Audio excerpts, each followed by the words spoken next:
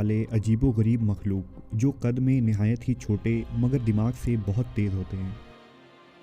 क्या वाकई इन मखलूक का वजूद है? अगर है तो वो कहाँ रहते हैं? ज़मीन के नीचे या पहाड़ों या जंगलों में? क्या ऐसा भी हो सकता है कि वो अब भी किसी सुनसान खुफिया जजीरे में बाकी दुनिया से बेखबर ज़िंदगी गुजार रहे हैं?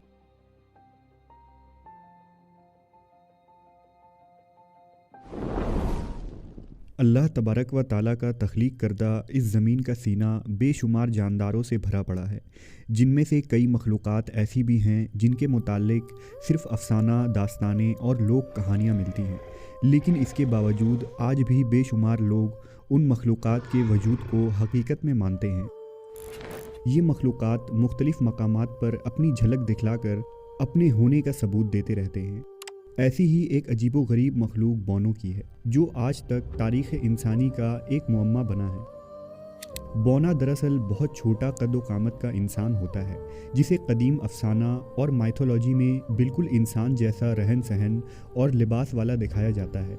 मुहक्किकीन के मुताबिक बौने एक ऐसी मखलूक हैं जो छोटे कद के होने के साथ साथ निहायत ही बदसूरत होते हैं और ये ज़मीन के अंदर किसी गार में या दरियाओं और नहरों वगैरह में अपनी बस्तियां बसाते हैं। उनकी मामलात ज़िंदगी और ज़िंदगी गुजारने का तरीका बिल्कुल इंसानों से मिलता जुलता है। इस अजीबुल खिलकत मखलूक का तस्करा कदीम तहजीबों और तारीख़ी रिकॉर्ड्स में मिलते हैं। 4500 साल कबल अज़ मसीह में मिस्र के लोग बौने खुदाओं की पूजा किया करते थे। कदीम मिस्री अदब, फ़लसफ़ा और शायरी में बौनों का इज़्ज़त व एहतराम के साथ ज़िक्र हुआ है। 21वीं सदी से पहले बौनों को सिर्फ अफसानवी और किस्सा कहानियों में मौजूद मखलूक माना जाता था, लेकिन हकीकत से पर्दा तब उठा जब सितंबर साल 2003 में आर्कियोलॉजिस्ट को इंडोनेशिया के फ्लोरिस रिंक नामी जजीरे के एक गार में बौनों के ढांचे और बाक़ियात मिले। ये बाक़ियात तकरीबन 7 लाख साल कबल पुराने थे।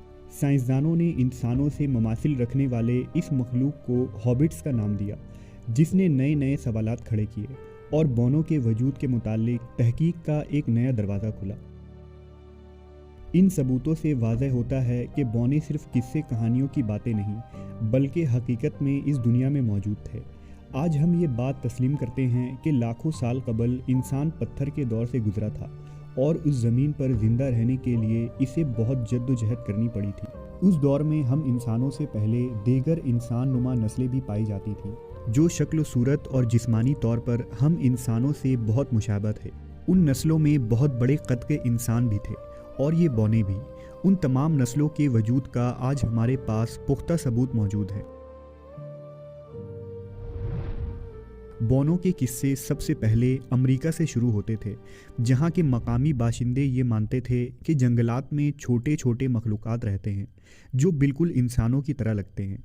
उनका मानना था कि ये बौने इंसानों से छुप कर रहते हैं। ये किस्से पूरे अमेरिका और यूरोप में मशहूर होती चली गईं। बौनों की कहानियाँ और अफसाने सबसे ज़्यादा जर्मनी में मशहूर हुए। जर्मन असातीर की माने तो बौने खुद को एक जादुई लिबास में छुपकर गायब करने की सलाहियत रखते हैं। ये बौने पहाड़ों के अंदर और ज़ेरे ज़मीन रहते थे और माहिर कारीगर होते थे। वो लकड़ी के साजो सामान को बेहतरीन शक्ल में ढाल कर बनाया करते थे। कदीम नॉर्स माइथोलॉजी के मुताबिक बौने ज़ेरे ज़मीन छुपे हुए ख़जाने के मुहाफिज हैं, जिनके पास सोने, चांदी, कीमती पत्थर और महंगे हथियार मौजूद होते हैं। शुमाली यूरोप में मशहूर बौनों की कहानियों में उन्हें अक्सर ऐसे जादुई हथियार बनाने वाले के तौर पर दिखाया गया है जो अपने दौर के मुताबिक काफ़ी जदीद थे, जिसमें बिजली के देवता थॉर का मशहूर हथौड़ा भी शामिल है। जर्मन कबाइल के मुताबिक बौने बहुत पुरअसरार मखलूक होते हैं जो अक्सर इंसानी राब्ते से दूर रहते हैं, जबकि कभी कभार वो इंसानों से राब्ते में भी आ जाते हैं और अगर इंसान उनका एतमाद जीत लेता है तो वो उन्हें ख़जाने से नवाजते हैं। मसीही सकाफ़त और अफसानों में भी एक बौना सेंटा क्लॉज के नाम से मशहूर है, जिसके मुतालिक ये तस्वुर किया जाता है कि वो क्रिसमस के मौके पर बच्चों को तोहफे तोहफ़े देता है। माना जाता है कि सेंटा क्लॉज कुतुब शुमाल में रहता है, जहां बौनों की फ़ौज होती है जो तमाम साल कुतुब शुमाल में मौजूद सेंटा के गांव में खिलौने तैयार करते हैं। सेंटा क्लॉज के पास उड़ने वाला 8 हिरन है जो उसकी बग्घी को क्रिसमस की रात उड़ाते हैं। سانتا کو اکثر محققین صرف خیالی اور افسانوی کردار قرار دیتے ہیں، لیکن بعض لوگوں کا یہ بھی خیال ہے کہ سانتا کلوز ایک حقیقی شخصیت تھا جس کا نام سینٹ نیکولس تھا اور وہ ایک بونا تھا۔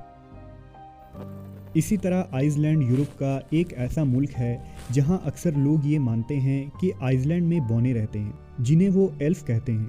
یہاں ہزاروں لوگوں نے بونوں کو دیکھنے کا دعویٰ بھی کیا ہے۔ لوگوں کا ماننا ہے کہ آئس لینڈ میں 13 قسم کے ایلفس رہتے ہیں جو بڑے بڑے چٹان اور زمین کے اندر چھپے ہوتے ہیں۔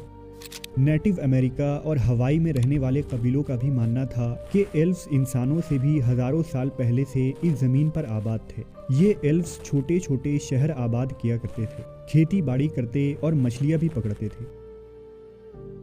18ویں صدی میں اسٹیون ویگنر نامی سیاح کئی برسوں تک ان ایلفس کی تلاش کرتے رہے۔ انہوں نے اپنی کتاب ٹچڈ بائی اے میریکل میں ایلفس کے ساتھ ہوئے لوگوں کے ملاقات کی کئی قصے شامل کیے ہیں۔ اسٹیفن پال نامی ایک شخص کے بارے میں لکھتے ہیں کہ وہ ساؤتھ افریقہ کے گھنے مینگروو جنگلوں میں اپنے دوستوں کے ساتھ گھوم رہے تھے۔ شام کے وقت وہ ایک کھلی جگہ میں پہنچ گئے جہاں پتھروں سے بنے ہوئے کئی مورتیاں اور چیزیں موجود تھیں۔ پال نے خود اسٹیفن کو بتایا تھا کہ انہوں نے چاروں طرف چھوٹے چھوٹے انسانوں کو دیکھا تھا۔ وہ لگ بھگ 20 سے 30 لوگ تھے جو کچھ لمحوں میں ہی غائب ہو گئے۔ پال دوسرے دن پھر اسی جگہ پہنچے، لیکن وہاں اب کوئی پتھر یا ویسے انسان موجود نہیں تھے۔ انڈونیشیا کے جنگلات میں بونے دیکھے جانے کے کئی خبریں اور حادثات سامنے آ چکے ہیں۔ انڈونیشیا کے مقامی لوگوں کا ماننا ہے کہ بونوں کا ایک قبیلہ پچھلے 5000 سال پہلے انڈونیشیا کے جنگلات میں رہتا تھا۔ آئرش سائنسدانوں نے بھی آئرلینڈ کے شمال مغربی ساحل پر واقع ایک ایسے غار کی دریافت کی تھی جسے بونوں کی رہائش گاہ قرار دیا گیا تھا۔ تحقیق سے پتہ چلا کہ غار میں جوتے بنانے والے آلات، نقشے اور سونے کے سکے تھے جو 300 سے 400 سال پرانے تھے، جنہیں وہاں رہنے والے بونے چھوڑ کر چلے گئے تھے۔ ایمیزون میں رہنے والے جنگلی قبائل کے ایک سردار نے بتایا کہ یہاں حقیقت میں 5000 سال پہلے بونوں کا ایک ایسا قبیلہ آباد تھا جسے کئی مرتبہ ہم لوگوں نے بھی دیکھا ہے۔ بونوں کے متعلق ہندوستان میں بھی ایک قصہ تب مشہور ہوا جب مغل بادشاہ شاہ جہاں نے اپنے دور میں شیش محل کی تعمیر کروائی، جو بیش قیمت پتھر اور آئنوں سے بنا ایک بے مثال محل تھا۔ کہتے ہیں کہ اس شیش محل کی تعمیر مکمل ہونے کے بعد ایک رات عجیب و غریب واقعہ پیش آیا۔ رات کے آخری پہر میں چھوٹے چھوٹے قد والے بونے شاہ جہاں کے سامنے حاضر ہوئے۔ ان بونوں کے سردار نے بادشاہ سے کہا کہ یہ قلعہ جس ٹیلے پر تعمیر ہوا ہے، اس کے زیر زمین ہماری عبادت گاہیں، مکانات اور قبیلے آباد ہیں۔ اس قلعے کی تعمیر کی وجہ سے ہمارے اس علاقے کو بہت نقصان ہوا ہے۔ بادشاہ شاہ جہاں یہ سن کر بہت رنجیدہ ہوئے اور انہوں نے ان بونوں سے معافی مانگی، نیز ان بونوں کو اس کے بدلے بہت سارا سونا اور خزانے سے نواز کر رخصت کیا، لیکن بونوں سے اپنی اس ملاقات کو بادشاہ نے راز رکھنے کو کہا۔ اسلام کی بات کریں تو بعض عامل اور اہل علم کا ماننا ہے کہ بونے جنوں کا بھی وجود ہوتا ہے جو نہایت ہی چھوٹے قد کے ہوتے ہیں اور شکل بدلنے میں نہایت ہی ماہر ہوتے ہیں۔ جہاں قرآن مجید میں عاد و سمود کے قد آور مخلوقات کا ذکر ہے تو یہ عین ممکن ہو کہ اللہ نے ایسی مخلوق بھی پیدا کی ہو جو انسانوں سے قد میں نہایت ہی چھوٹے تھے۔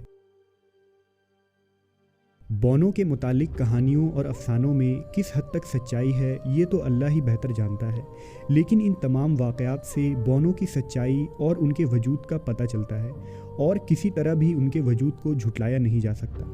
شاید اللہ نے ان بونوں کو زیر زمین چھپا کر اس لیے رکھا ہے تاکہ وہ ہم انسانوں کی شریر اور گندی حرکتوں سے محفوظ رہ سکے، کیونکہ اگر یہ بونے ہمارے ساتھ اس زمین پر ہوتے تو یہ انسان کے ہاتھوں سے ہرگز محفوظ نہ رہ پاتے۔ شاید بونے اب بھی ہمارے درمیان ہی موجود ہیں، لیکن اگر ہے بھی تو ہماری پہنچ سے بہت دور۔ لیکن شاید مستقبل میں بونے کہیں سے واپس اپنی دنیا میں لوٹ آئیں۔ وہ بونے بے ضرر ہوں گے یا خطرناک، یہ تو وقت ہی بتائے گا۔